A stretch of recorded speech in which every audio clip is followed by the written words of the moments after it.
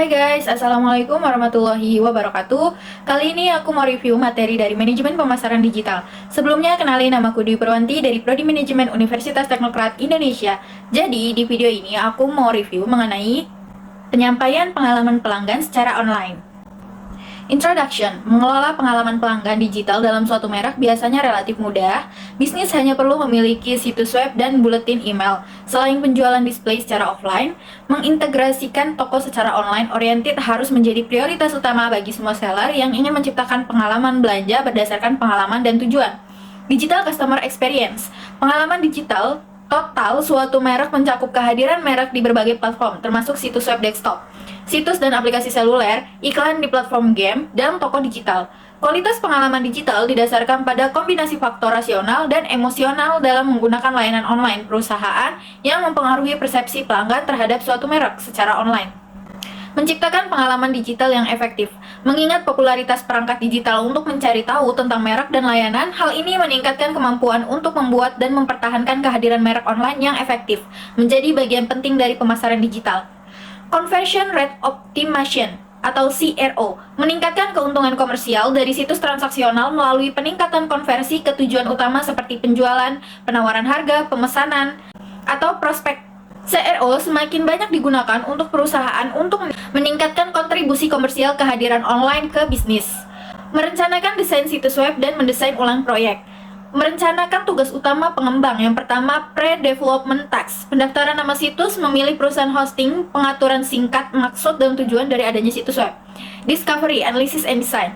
Tahap penelitian yang meliputi analisis dan desain situs, analisis pelanggan baik persona maupun kebutuhan, desain visual, jenis konten, dan lain-lain. Yang ketiga, content development and testing.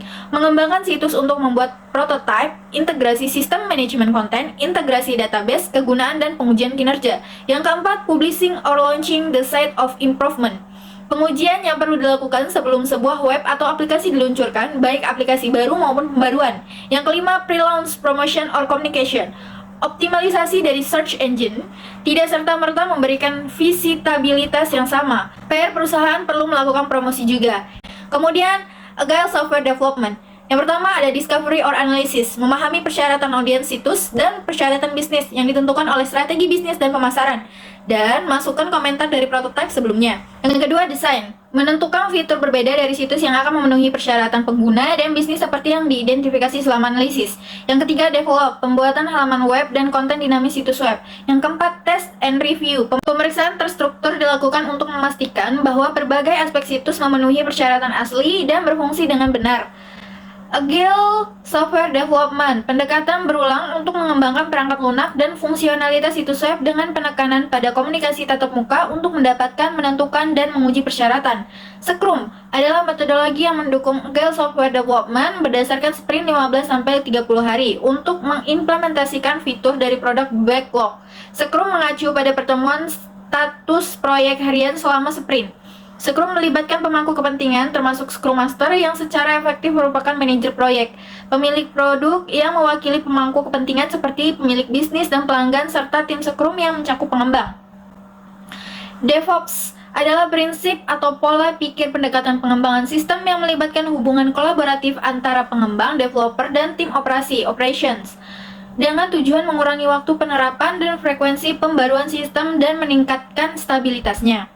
Growth hacking, pola pikir yang memfokuskan aktivitas pemasaran pada peningkatan skala dan profitabilitas bisnis melalui pengujian dan peningkatan teknik untuk meningkatkan nilai titik kontak audiens di seluruh siklus hidup pelanggan, jangkauan interaksi, konversi, dan keterlibatan. Initiation of a website project. Fase proyek ini harus melibatkan tinjauan struktur dari biaya dan manfaat mengembangkan situs web atau membuat revisi besar ke situs web yang ada. Inisiasi proyek situs web menyediakan kerangka kerja untuk proyek yang memastikan ada komitmen manajemen dan staf untuk proyek, tujuan didefinisikan dengan jelas, biaya dan keuntungan ditinjau agar jumlah investasi yang sesuai di situs dapat tercapai. Proyek akan mengikuti jalur terstruktur dengan tanggung jawab yang diidentifikasi dengan jelas untuk berbagai aspek seperti manajemen proyek, analisis, promosi, dan pemeliharaan. Fase implementasi akan memastikan bahwa aspek-aspek penting dari proyek seperti pengujian dan promosi tidak dibatasi. Yang pertama, domain name selection and registration. Proses pemesanan alamat web unik yang dapat digunakan untuk merujuk pada website perusahaan berupa www.namaperusahaan.com atau www.namaperusahaan.id. Yang kedua, Uniform Research Locators atau URLs. Alamat web yang digunakan untuk menemukan halaman web di server web. URL dapat dianggap sebagai metode pengalaman standar mirip dengan kode pos yang membuatnya mudah untuk menemukan nama domain atau dokumen di domain. Yang ketiga, selection a hosting provider. Yang keempat, website performance optimization. Kinerja dari website yang mudah diakses meskipun konsumen memiliki bandwidth tinggi. Dan yang kelima, the availability of the website. Ketersediaan sebuah situs web merupakan indikasi betapa mudahnya pengguna terhubung dengannya. Defining site or apps requirements.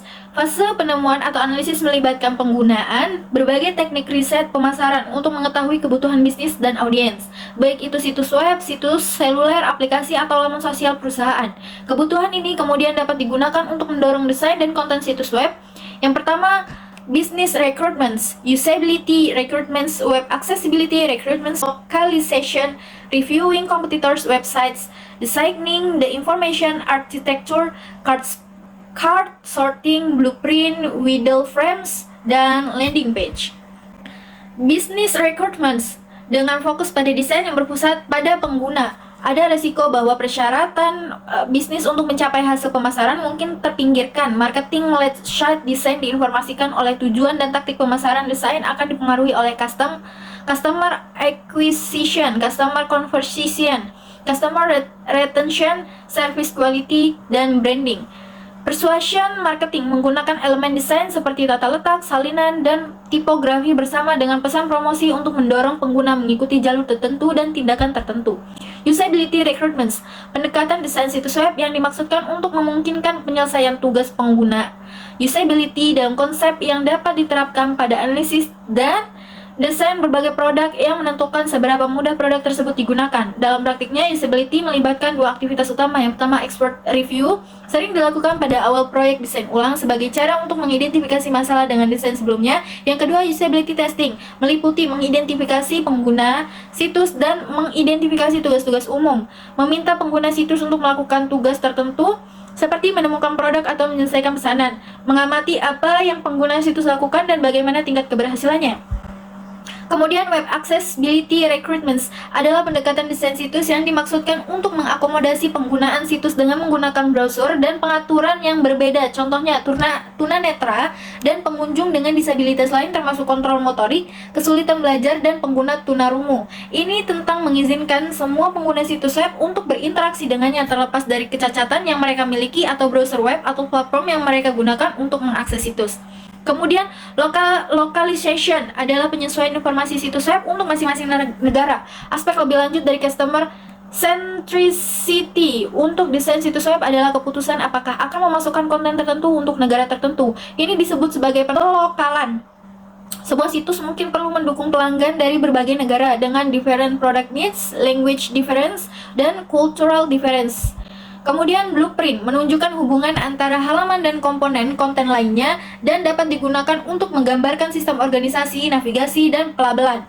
Kemudian, widget frames juga dikenal sebagai skema, cara untuk menggambarkan tata letak halaman web individu. Teknik yang terkait dengan blueprint adalah gambar rangka yang digunakan oleh perancang web untuk menunjukkan tata letak halaman web. Kemudian, landing page merupakan halaman masuk ke situs ketika pengguna mengklik iklan atau bentuk link lain dari situs perujuk. Ini bisa menjadi halaman beranda tetapi lebih umum atau halaman arahan dengan pesan yang difokuskan pada penawaran di iklan. Ini akan memaksimalkan tingkat konversi dan kesukaan merek. Menentukan desain template halaman untuk berbagai bentuk halaman arahan sangat penting bagi pemilik situs yang ingin memaksimalkan tingkat konversi karena banyak pengunjung pertama kali tidak langsung mengakses web perusahaan melainkan melalui search engine atau web lain yang diarahkan ke web perusahaan. Setelah analisis menentukan bisnis dan kebutuhan pengguna untuk sebuah situs, situs tersebut dapat dirancang. Fase desain sangat penting untuk situs web yang sukses karena akan menentukan kualitas pengalaman yang dimiliki pengguna situs. Kemudian, user-centered design. Desain berdasarkan pada pengoptimalan pengalaman pengguna menurut semua faktor, termasuk antarmuka pengguna yang mempengaruhinya. Kemudian, site navigation schemas dapat disarankan bahwa ada 3 aspek penting untuk situs yang mudah dinavigasi. Ini adalah konsistensi, simplicity, dan konteks. Menu option, merancang dan membuat menu untuk mendukung navigasi menghadirkan beberapa opsi. Kombinasi menu berbasis teks, tombol grafis atau gambar biasanya lebih disukai di situs modern untuk memenuhi persyaratan aksesibilitas, persuasi, SEO, dan kegunaan. Kemudian pack design. Desain halaman melibatkan pembuatan tata letak elemen halaman yang sesuai dengan memenuhi tujuan, kemudahan ditemukan, dan kegunaan, meliputi pack elements, resizing, consistency, dan printing. Kemudian konten desain, jelaslah bahwa pengalaman pelanggan yang menarik menuntut konten yang luar biasa, menarik, dan strategi konten yang terencana dengan baik. Definisi tersebut menyarankan elemen-elemen manajemen konten yang perlu direncanakan dan dikelola, meliputi konten engagement value, konten media, konten syndication, content participation, content access platform. Copywriting untuk web adalah bentuk seni yang berkembang, tetapi banyak aturan untuk copywriting yang baik seperti untuk media apapun. Kesalahan umum yang kami lihat di situs web adalah terlalu banyak pengetahuan yang diasumsikan pengunjung tentang perusahaan, produk, dan layanannya, menggunakan jargon internal tentang produk, layanan, atau departemen, menggunakan akronim yang tidak dapat dibaca. Sistem manajemen konten adalah perangkat lunak untuk membuat, mengedit, dan memperbarui dokumen yang diakses melalui internet, eksternet, atau internet. Memilih sistem manajemen konten (CMS) yang tepat penting untuk memberikan pengalaman pengguna yang baik dan juga penting untuk metode penerbitan konten yang efisien karena fasilitas tersebut dapat tersedia untuk orang-orang di seluruh perusahaan. Testing the experience. Manajer pemasaran yang bertanggung jawab atas situs web harus memiliki kesadaran dasar tentang pengembangan dan pengujian situs web. Semoga pembahasan aku mengenai penyampaian pengalaman pelanggan secara online bisa dimengerti ya. Makasih yang udah nonton dan see you di video yang lain. Wassalamualaikum warahmatullahi wabarakatuh.